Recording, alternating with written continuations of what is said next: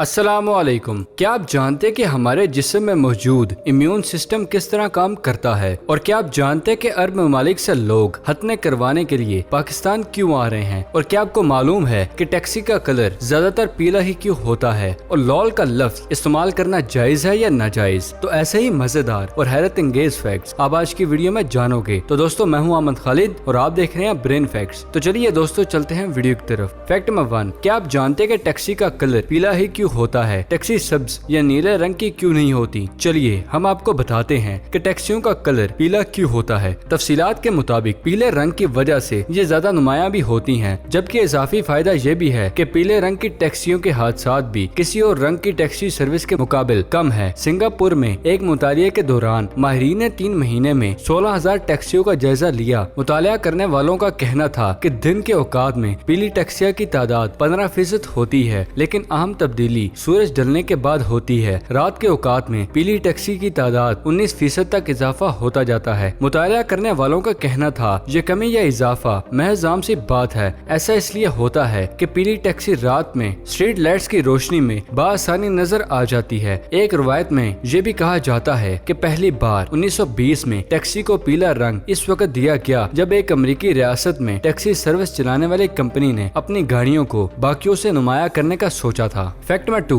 क्या आप जानते कि ये लाल रंग का धागा आपने अक्सर लोगों को कलाई में बांधे देखा होगा, लेकिन असल में इसका मतलब क्या है और इसे क्यों हाथ पर बांधा जाता है? दरअसल ये एक तावीज होता है जिसका इस्तेमाल सदियों से चला आ रहा है। इस मिथ को मानने वालों का कहना है कि बाईं कलाई पर सुर्ख धागा बांधने से मनफी असरात दूर रहते हैं। ये धागा कोई ऐसा शख्स आपकी कलाई पर बांधे जो आपके बहुत करीब है और आपसे मुखलिस हो। धागा बांधते हुए 7 गिरा लगाना बेहतर होता है और हर गिरा के साथ एक अच्छी नीयत और दुआ मुंसलिक होनी चाहिए। अगर ये टूट जाए तो परेशानी की बात नहीं, क्योंकि ये इस बात की अलामत होती है कि इसने तमाम मनफी बातें और तवानाइयां जज्ब कर ली हैं। तो दोस्तों, अगले फैक्ट पे जाने से पहले एक छोटी सी दरख्वास्त है, हमारे चैनल फैक्ट्री को सब्सक्राइब करें, लिंक नीचे डिस्क्रिप्शन में मौजूद है। तो चलते हैं नेक्स्ट फैक्ट की जानिब। फैक्ट नंबर 3, क्या आप जानते कि अल्लाह ताला ने हर इंसान को मुख्तलिफ सूरतों और नस्लों में पैदा किया है? हर इंसान अपने रंग, नस्ल और जुबान की वजह से दूसरों से मुख्तलिफ है, बल्कि इन्हें खुसूसियात के बाइस इसे मुख्तलिफ कौमों में तकसीम किया जा सकता है। लेकिन आप ये पढ़कर हैरान रह जाएंगे कि अब उंगलियों के निशानात यानी फिंगरप्रिंट्स की मदद से भी इंसान की नस्ल और इसकी शख्सियत का पता लगाया जा सकता है। रिपोर्ट के मुताबिक अमरीकी माहिरीन ने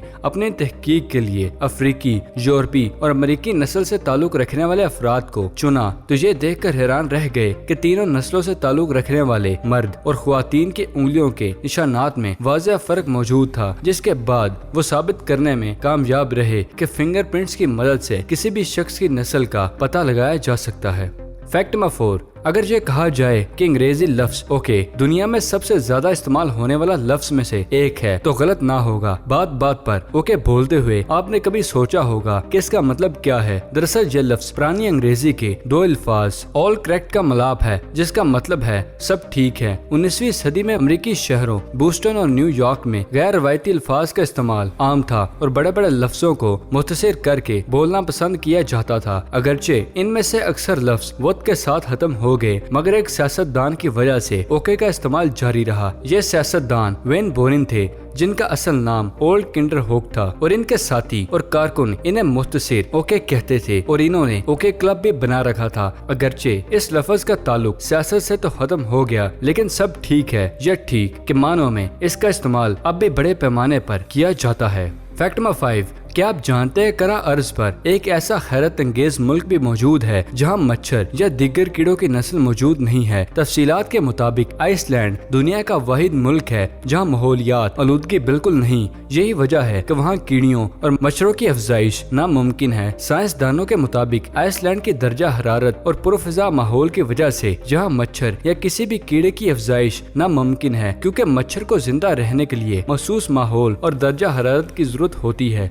माहिरीन का कहना है कि मनफी दर्जा हरारत और शदीद सर्द मौसम के बाइस अंटार्कटिका में भी मच्छर मौजूद नहीं है, क्योंकि वहाँ के माहौल में इसकी मौजूदगी नामुमकिन है। साइंसी माहिरीन के मुताबिक आइसलैंड में मच्छर या दीगर कीड़े 3 वजूहात की वजह से मौजूद नहीं है, जिनमें से सबसे अहम वजह ये है कि माहौल में मौजूद केमिकल, पानी और दर्जा हरारत है। याद रहे कि मच्छर काटने से इंसान बीमारियों में मुब्तला हो जाता है, जिनमें मलेरिया, डेंगू और दीगर शामिल हैं। फैक्ट नंबर 6, क्या आप जानते हैं कि कुतुब खानों से अवाम का लगाव बढ़ाने की खातिर तुर्की में एक बुक शेल्फ जैसे मुनफरिद लाइब्रेरी बनाई गई है। तुर्की के शुमाली सूबे कारबेक में वाक़े इस लाइब्रेरी के मुनफरिद डिजाइन और फन तामीर के शाहकार ने लोगों को अपनी तरफ मुतवज्जे कर लिया है और किताबों के शौकीन अफराद के अलावा भी लोग इमारत की खूबसूरत बुक शेल्फ नमा आर्किटेक्चर को देखने के लिए खींचे चले आ रहे हैं। कामिल गोल्ड नामी ये लाइब्रेरी कार बुक यूनिवर्सिटी में कायम की गई है, जिसमें 60,000 किताबें प्रिंट और 60 लाख से जायद डिजिटल की शक्ल में मौजूद है। लाइब्रेरी से तुलबा किताबें कुछ अरसे के लिए हासिल करके वापस भी करते हैं।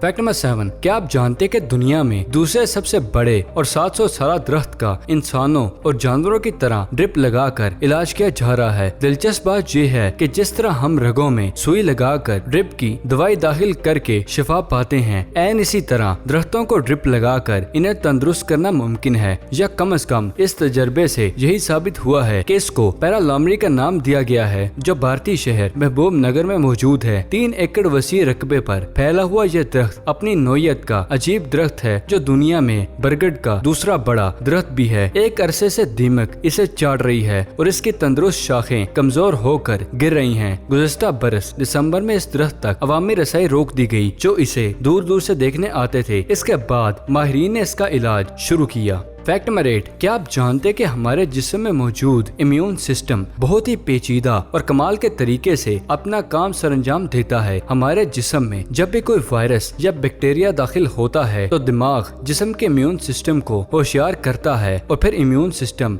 बड़ी कमाल हुनरमंदी से पहले वायरस की जांच करता है कि इसके आने की वजह क्या है और कहां से वायरस जिस्म में दाखिल हुआ और इसको जिस्म का कौन सा हिस्सा अपनी तरफ खींच रहा है। यानी ये एक कंप्यूटर के माहिर की तरह पहले वायरस को स्कैन करके और इसकी प्रॉपर रिपोर्ट बनाकर दिमाग को भेजता है, फिर दिमाग से सिग्नल बाकी जिस्म को भिजवाता है। इम्यून सिस्टम जिस्म के मुख्तलिफ हिस्सों को आपस में एक साथ काम करने पर मजबूर करता है ताकि वायरस को हराया जा सके। पूरी दुनिया के साइंसदान और माहिरीन खुदा की इस खास कुदरत का सुराग नहीं लगा सके और इंसानियत पूरी कोशिश कर रही है कि इंसान भी किसी तरह इस तरह के कम्प्लेक्स इम्यून सिस्टम बना सके। खुदा का जितना शुक्र अदा किया जाए उतना कम है। फैक्ट नंबर 9, क्या आप जानते हैं कि अमेरिका की यूनिवर्सिटी ऑफ यूटा में एक छोटा सा कमरा बनाया गया है जहां तालीमी और मसाइल से परेशान तलबा और तालबात कुछ देर रोकर अपना दिल हल्का कर सकते हैं। इस जगह के बदौलत अब तलबा और तालबात को अपने आंसू किसी के सामने दिखाने की जरूरत नहीं, बल्कि वो सबसे छुपकर तन्हाई में रोकर अपने दिल की भड़ास निकाल सकते हैं। बसा औकात ये तमाम मुश्किलात मिलकर किसी तालिबे इल्म के लिए बहुत कठिन सूरत-ए-हाल पैदा कर सकती है, जिनमें जहनी तनाव, डिप्रेशन और खुदकुशी तक के ख्यालात मिलकर इसे मजीद गंभीर बना देते हैं। इसमें रोने के कुछ असूल हैं कि 10 मिनट के बाद आपको यहाँ की रोशनी बंद करने बाहर आना होगा। इसके अलावा अगर अंदर कोई है तो इसके लिए एक बार दस्तक देने की इजाजत है और ये असूल रोने की जगह के दरवाजे पर लिखे गए हैं। इस सहूलत को बाज तालिबे इल्मों ने इस्तेमाल किया है और इनका कहना है कि दीगर इदारों और कॉलेजों में भी रोने की जगह मखसूस होनी चाहिए।